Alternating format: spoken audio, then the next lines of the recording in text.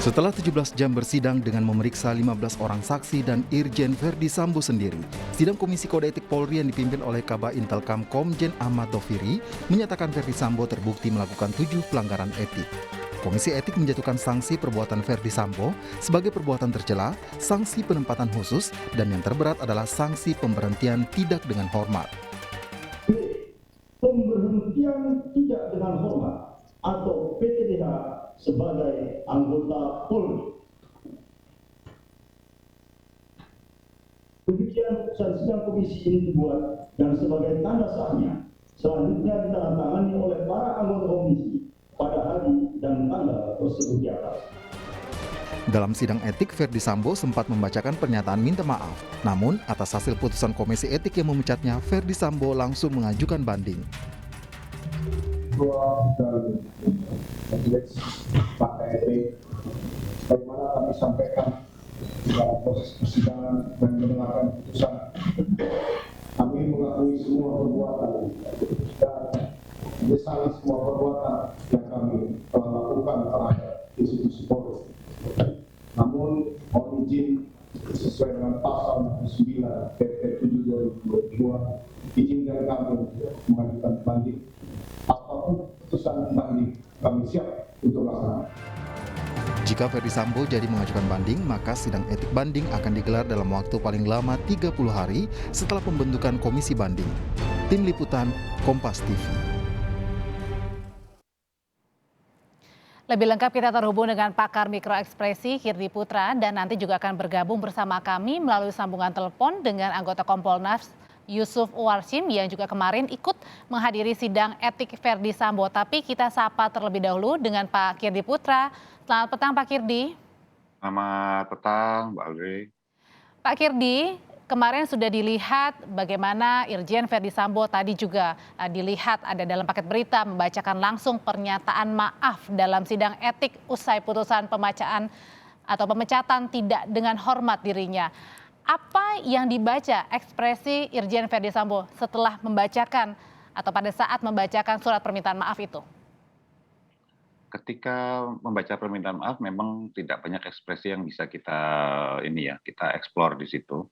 Karena jarak kamera, posisi bayangan segala macam itu tertutup. Tapi ada sesuatu yang menarik ketika berjalan menuju ke depan dan ketika kembali ke arah tempat duduknya, FS terlihat bahwa dia bibirnya agak mengatup seperti itu, agak mengencang gini. Oke. Nah, itu jadi gini, bibir itu adalah penekanan bibir itu adalah sebuah penanda bahwa dia sedang merepress sebuah jenis emosi yang cukup besar. Menahan artinya? Merepress, menahan ya, secara awam, secara umum menahan. Sedang menekan sebuah emosi yang emosi cukup besar. Tapi emosi cukup besar itu kan ada beberapa, nggak cuma satu.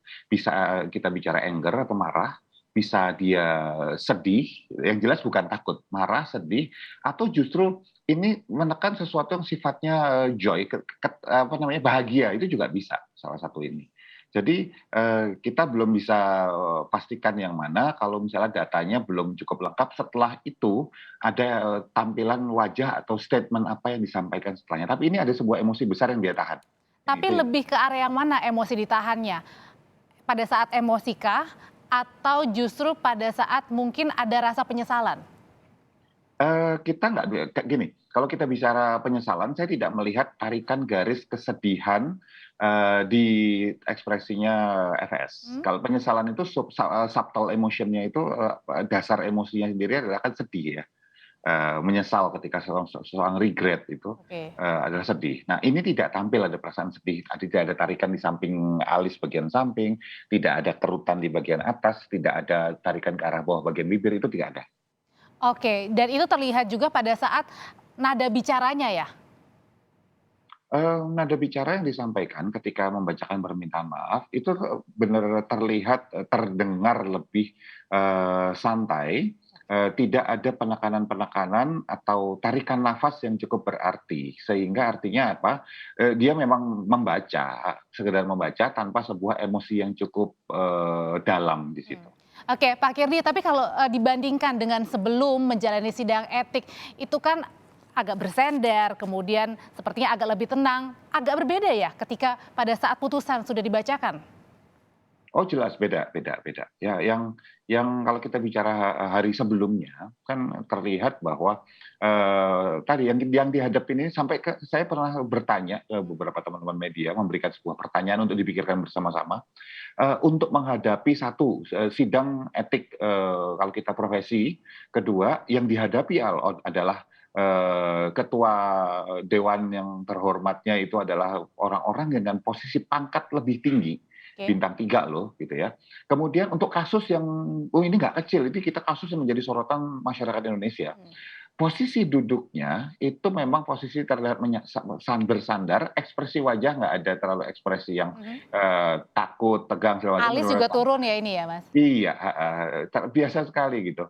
Bahkan kalau kita lihat ada beberapa tarikan bibir kalau kita perhatikan baseline dasarnya, itu bahkan beberapa seperti tersenyum ke arah atas gitu loh. Itu jadi buat saya mempertanyakan, maka pertanyaan saya kemarin-kemarin itu adalah apa yang membuat FS bisa begitu santainya di dalam kondisi seperti ini.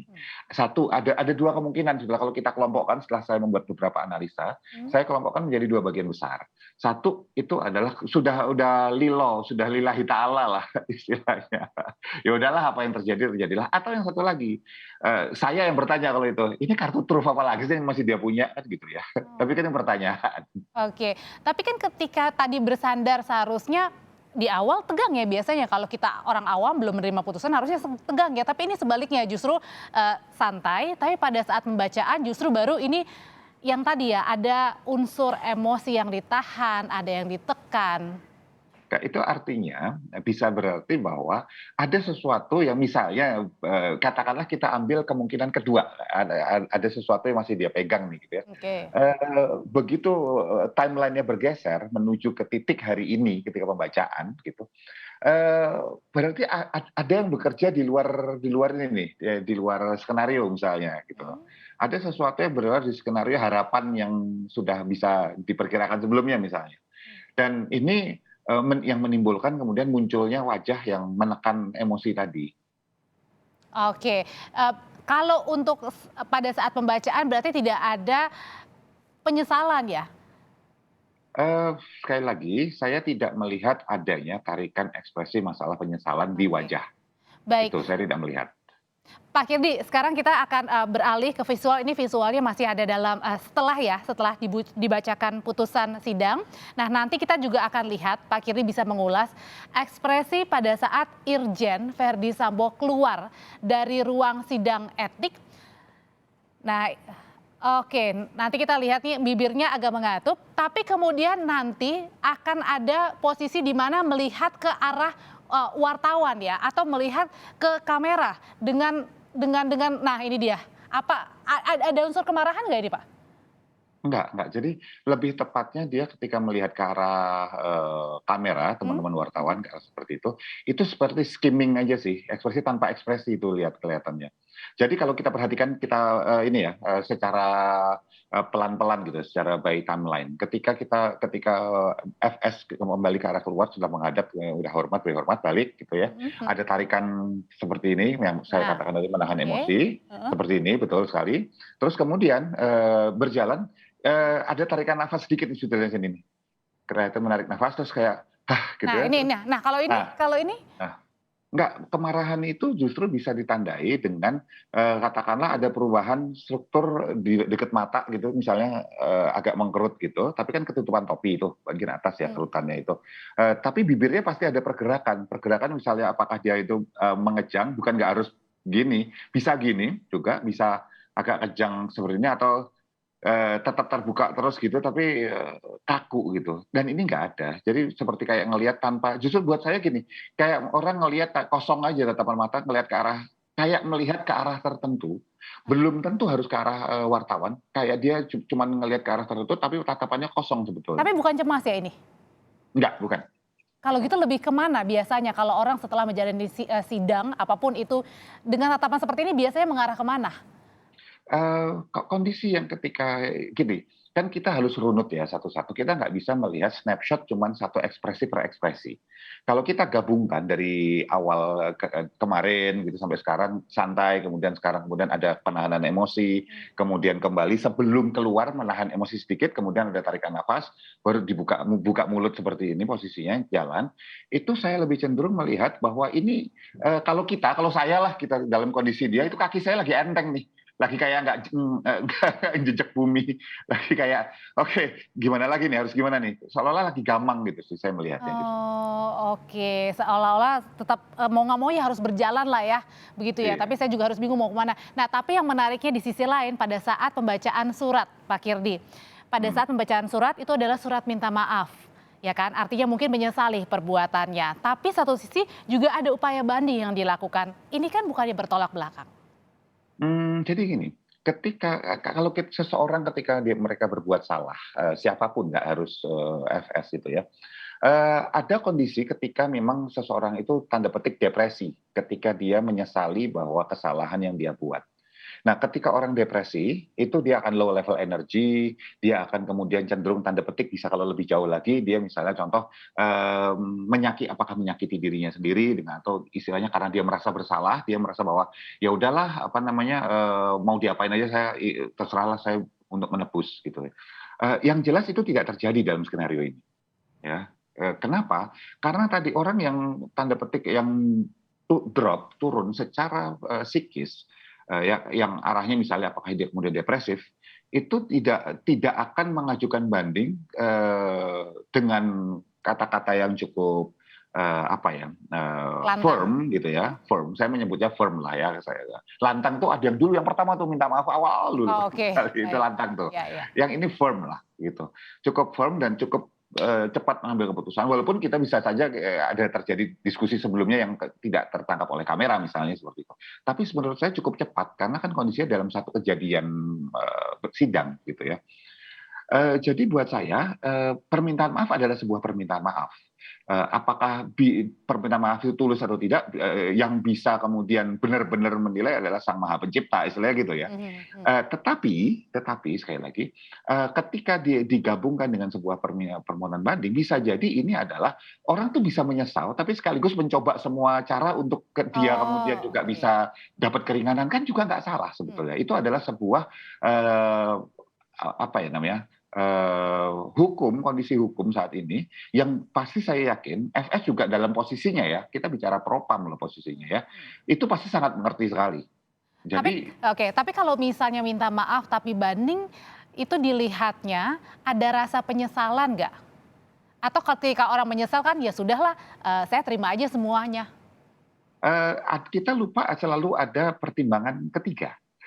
Orang kan bilang, oh kalau nyesel kemudian nggak usah banding dong gitu kan gitu. Atau oh berarti nggak nyesel nih gitu. Kan bisa jadi. Kita lupa ada pilihan ketiga loh. Yang ketiga adalah ya saya sih nyesel, tapi kalau boleh lebih ringan ya kan nggak apa-apa. Kan gitu juga boleh. Oke, nyesel tapi gitu ya. Iya. Dan kalau misalnya kita gabungkan dengan cara permintaan maaf gitu, permintaan maaf yang kalau tanda petik yang bisa kita kategorikan benar-benar permintaan maaf itu kan harus mengandung tiga statement utama. Statement pertama adalah siapa yang minta maaf itu disampaikan dengan jelas oleh FS gitu. Kepada siapa minta maafnya disampaikan dengan cukup jelas kepada Pati, Pamen, Pama dan semua instansi orang-orang yang anggota instansi kepolisian gitu. Itu cukup jelas disampaikan. Tetapi perbuatannya kenapa tidak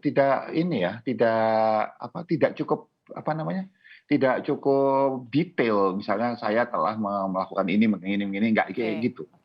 Nah, ini bisa diartikan apa? Bisa diartikan satu, ini kan kalimat mengambang sebetulnya. Kalau kita bicara komunikasi, kalimat mengambang ini selalu bisa syarat dengan simbol-simbol yang bisa kita artikan macam-macam sendiri, termasuk yang bisa diarahkan oleh si pembuat kalimat tersebut.